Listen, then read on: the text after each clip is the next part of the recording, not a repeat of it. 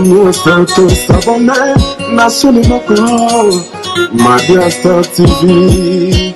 Et à la maman, Bato Bandima, Christophe Songo, Andima, Tati Lenda, Andima, Angèle Loué, Andima, Mabia Star TV. Chalaketa, nationalement suivi. Mabia Star TV.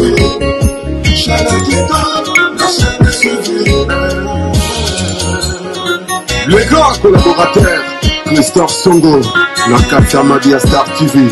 Le vrai Kiko Kondambuta, papa social. Tadi Ileda, Angèle Loué, la mignonne. Ils sont tous abonnés, nationalement, Mabia Star TV. Et t'as les mamans d'atterre, Bato Bandima. Mabia Star TV, Zambada Media.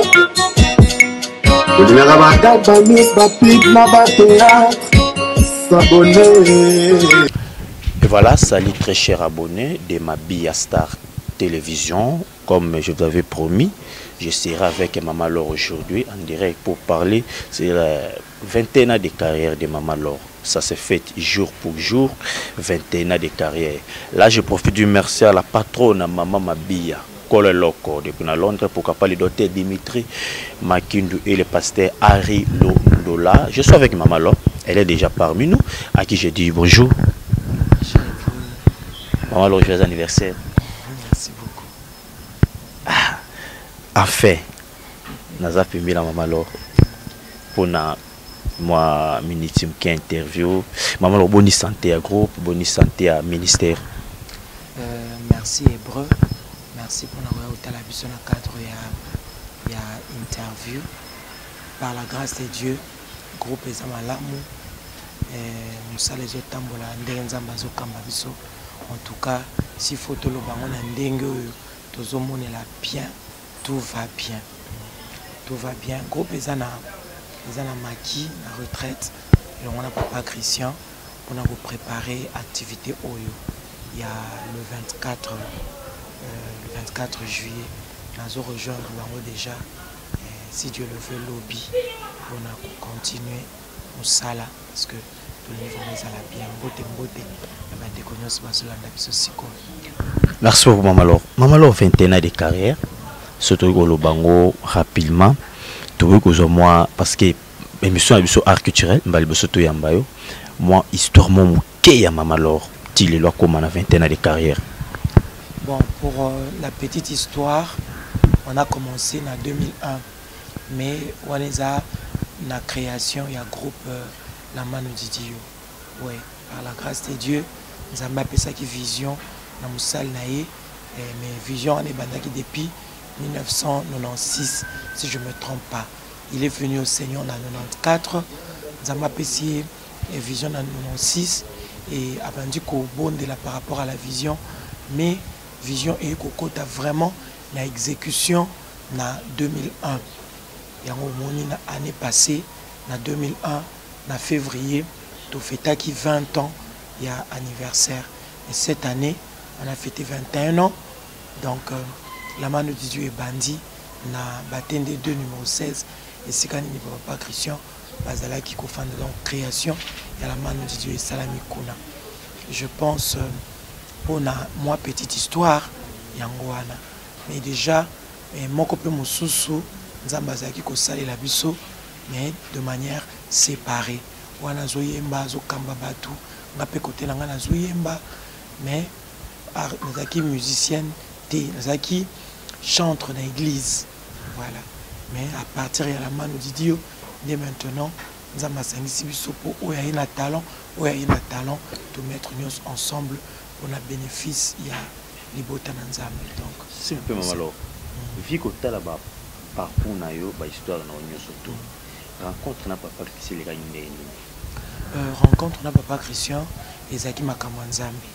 C'est le Seigneur qui a permis, Naïbana Kinae, d'abord Nanzila ya frère moko église nanga est-ce que naza ko prier na José Nzita non il m'a papa Christian à partir à José Nzita ça peut-être au cas de rumeur ou bien d'information oui les caca babé tika solo mais ba éviter mais je l'ai connu Nanzila il y a frère Reddy Kiini où il a opé sa pemboté na matete to yaki na église moko azaki clavériste na biso na église Medak.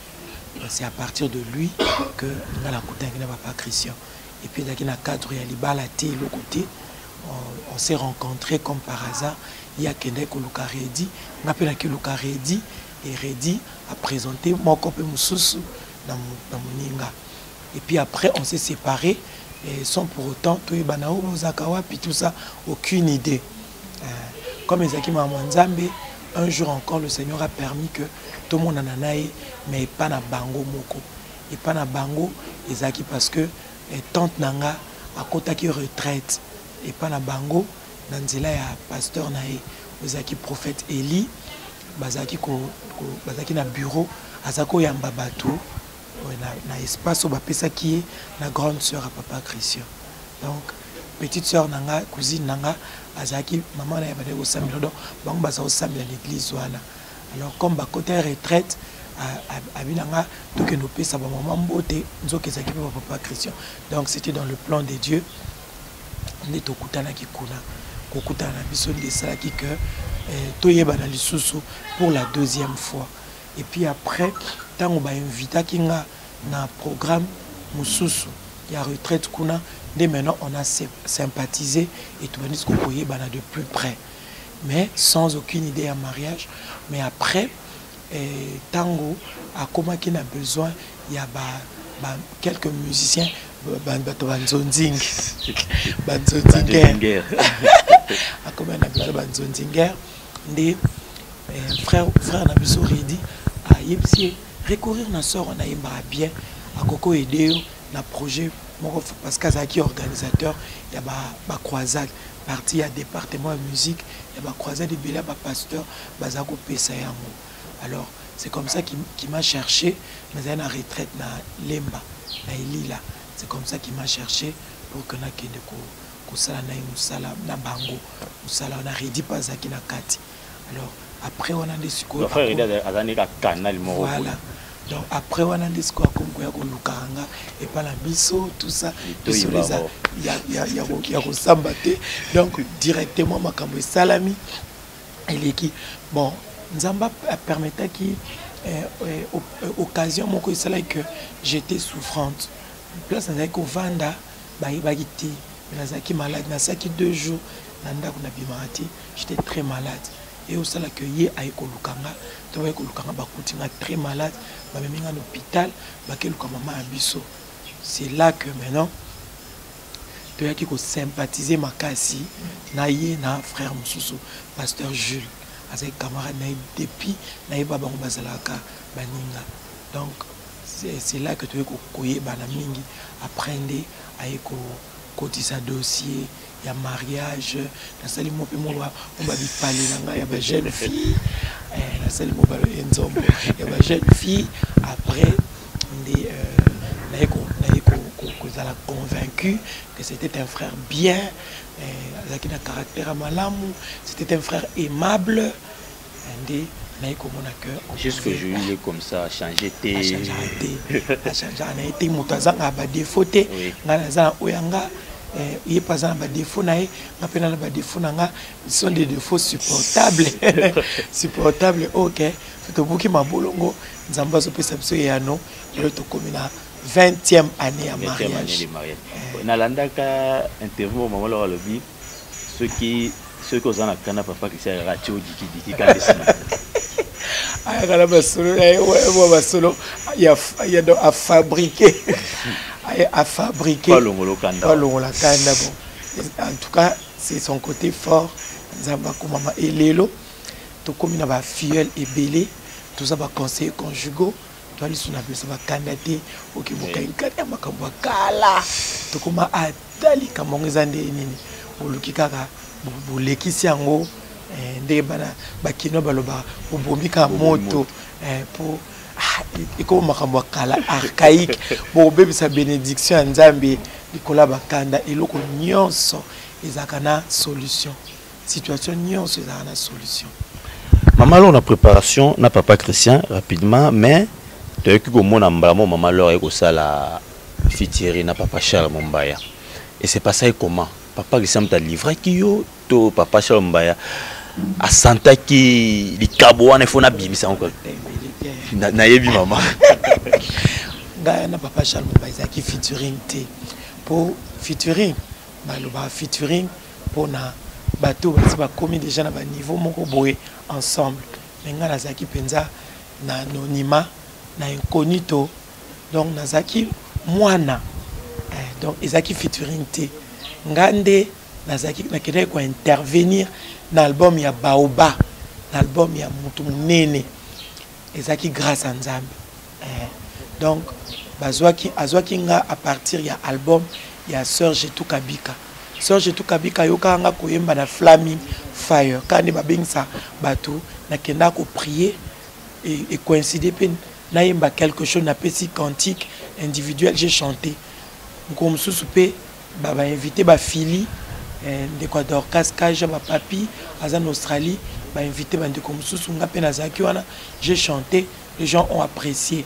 Nde Sœur Jetou a sepela na yemba na album ne vu ba style on na ko yemba alingaki asala plagiat ya Nzembo moko ya Rebecca nde alingaki na yemba.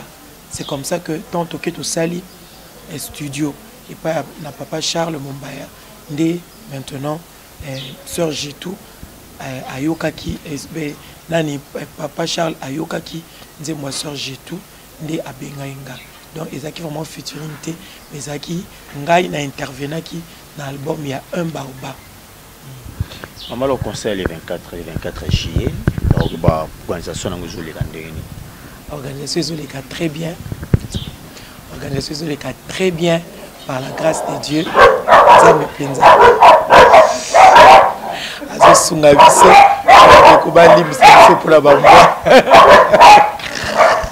Bamoni bapai bayoki sula bapaya yango baoganga. Donc le 24 toujours se préparer spirituellement, artistiquement.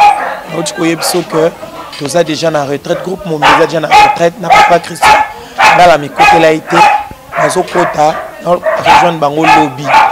Donc tous a pour se préparer, tous a pour bongisa miloulouana de façon que nous tenions à se retrouver. Et ça anniversaire nanga, anniversaire il y a groupe tout ça c'est parce que na février dans le groupe Kokisaki 21 ans na mars tout salaki et na février tout ça qui concerne en mars et ça qui le 28 février mais tout ça qui concerne en mars vous les déranger et biso alors et ça mois de juillet anniversaire dans qui le 6 juillet tisiko na on continue ko zoba ba souhait ba vœu il y a anniversaire alors comme tous en a même mois toujours ça l'action de grâce le 24 juillet toujours 500 na concert oyo to silisa quitté il y a le 20 tout ça on a salle mais Nzambe a permettre qu'ils en a salle na ba plein tabandeko donc le 24 juillet toujours se préparer corps âme esprit parce que tout en a besoin de couper ça le meilleur peuple de Dieu ba bikaka tant tout ça là ba concert libota na Nzambe ba longaka tant tout ça là ba activité ou alors tout a vraiment que se préparer neti et ça concert à liboso na vie donc tout se préparer ngwana parce que tolingi to à la canal par lequel le Seigneur va passer pour bénir son peuple. Batbaouya le 24 ben attitude il y a fête, il y a le sambo, toute la célébration. Nyonso, bayana attitude à prière, bayana attitude à célébration, bayana attitude à fête parce que nyonso et ozala. Toko sambela, toko célébrer, toko fêter parce que ezam ko la fête, batbaouya na ba cadeau bazar. Donc ezam ko vraiment ya fête hébreu. Yo pour y a un cadeau. Donc c'est un peu ça. Ils ont mukolo yo tolingi nzamba zo sika pour que la situation elelisa ba tout temps moulai éthique sika na secours ya nzambe na ba vie à bateau. Alors la porte aux a déjà ouverte à partir il y a 10 heures parce que tozo tia ba jeu na espace wana ya Téné de la Gombe pour na bana bakoya ba para ba memelanga bana les enfants balinga maman leur balinga ko souhaiter joyeux anniversaire na maman leur. Alors batindelanga bana baya ko souhaiter joyeux anniversaire na maman leur. Donc ekozala nyonso prière et célébration fête. Pourquoi c'est mal le choix de Téné de la Gombe? Parce que ces derniers temps espace où ils sont libres où ils ont bateau bien ils ont Téné de la Gombe. Tout ça qui d'habitude il y a un parking à grand hôtel. Le parking à grand hôtel et l'eau ils ont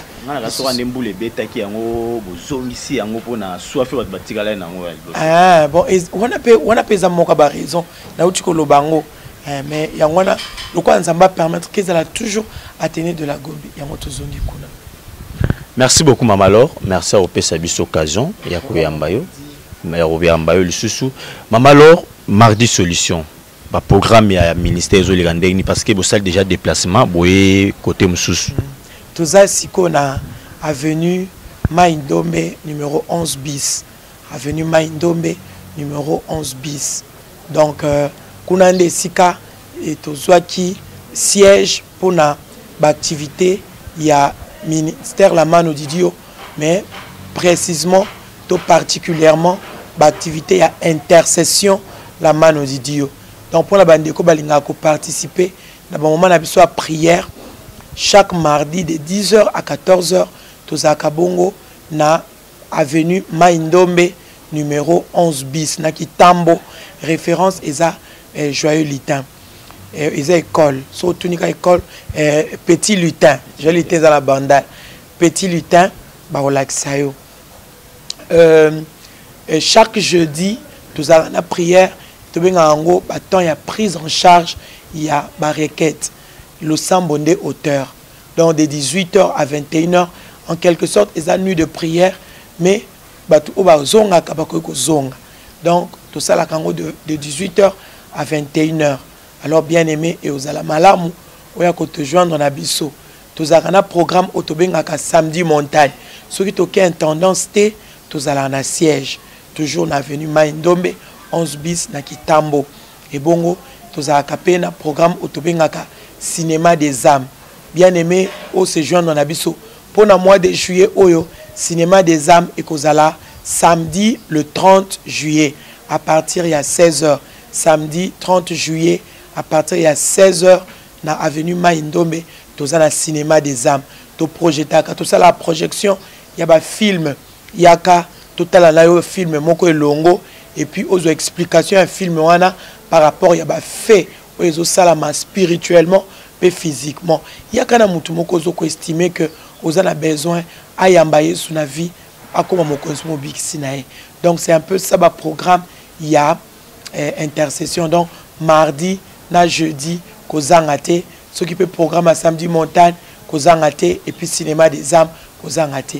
Que Dieu vous bénisse. Bah monsieur Mama Laure comme pasteur ngate tout ça là déjà ils ont déjà pastoral mais entre guillemets mais en tout cas il y a ministère et autorité dans sa pasteur T en tant que ministre et autorité mais na kati la mano Didio tout ça berger ba amebele bilobi pour la musala au etali ko kene ko tea milimo bilobi aller et fête de toutes les nations mes disciples. Et ça ordre suprême, pasteur T, mais tout celui qui est sauvé. Ce qu'on a sauvé, il faut travailler pour sauver peu Merci beaucoup Mama Laure, Mulobasuka Potosouka Bwana na interview na biso. Achetez les billets hébreu azamwa na biso, pour soutenir émission naie, pour soutenir Moussala, azamoko il y a ba intercesseur, il y a la mano Didio. Alors nous voulons vraiment que cette émission soit soutenue moi na o à Kendelibuso à Mata na kombo na yesu et au salamandengwana. Achetez les billets, ça déjà disponible olingo somba billet benga na 099 751 30 78 na 099 751 30 78 benga na numéro wana somba billet sombela ba msusu ba billet nzamba ozanga te kopambola yo na komona Yesu Christ. Voilà, c'est la fin de notre interview. Merci beaucoup Mama Laure pour la simplicité. Merci aussi na le vieux Christian Lemba, le big boss. Papa Christian, merci beaucoup. Merci na ba mardi Stenio Soto, merci na la mano Didio Mobimba qui esengo penda kuzala na Mama Laure. Donc na bano be ngo émission na nga rêve. Hein, parce que mba liboso ova na mama na plateau. Tozonga lisusu.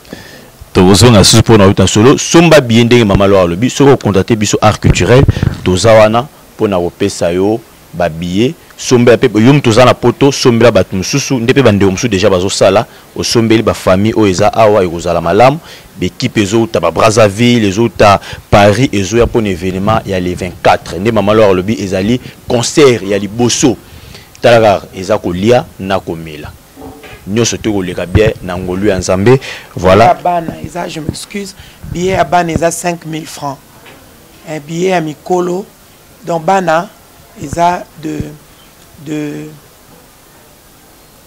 5 ans, donc de 0 de 0 à 10 ans. Bana baza de 5000 francs, de 0 à 10 ans. Dans le bail 5 ans pour moi on a 5 ans déjà à la conscience, 4 ans, 3 ans. Donc de 0 dans le bas de 0 donc moi on va comme madame Aboko na tina 10 ans 5000 francs. Ba mikolo 10 000 francs billet standard. Et puis VIP est dans la consommation et bien on est bongo na $20. Que Dieu vous bénisse. Merci beaucoup. Merci à boss et bienvenue bientôt. Ma pour pas Christopher Songo et Dad Ilanda. Pourquoi pas Blanchard Mabala et Mimi Kazongo. Angèle Loué, voilà. Pourquoi pas appeler ça merci na Achille Mabiala et Tichik Tinik de gloire. Mon ba question minute tout namité hein nganganité. Voilà Claude spécial à toi mon mentor humble serviteur derrière la caméra Dani Chimanga. Autrement dit Tatou. Claude spécial à toi, merci aussi pour votre simplicité. Joyeux anniversaire de donner Sambia, joyeux anniversaire à l'évêque Patriarche Baende et pourquoi pas le commandant Kaz Kasongo et ma maman chérie, je t'aime toujours, hein? Maman Marie-Jeanne Makanisi. Quant à moi, votre humble serviteur HK, l'animateur, patron, monsieur l'ambassadeur, Nalobi, merci, à la prochaine. Merci beaucoup. Star TV, yangwana bino if na koka sentiment ngaso na bakali ka mo emotion na penta. Balubi bo s'abonner massivement na ma Bia Star TV. Oya ku s'abonner ta kurate. Pona nini na kurate? Okurate po ukutala ba théâtre te, ukutala ba gagi te, ukutala ba émission te. Yangu turubi bo s'abonner massivement na ma Bia Star TV. Songo bo shano kansika Bia ngana ringia, bani ya kami kapesa nga pasadi wa.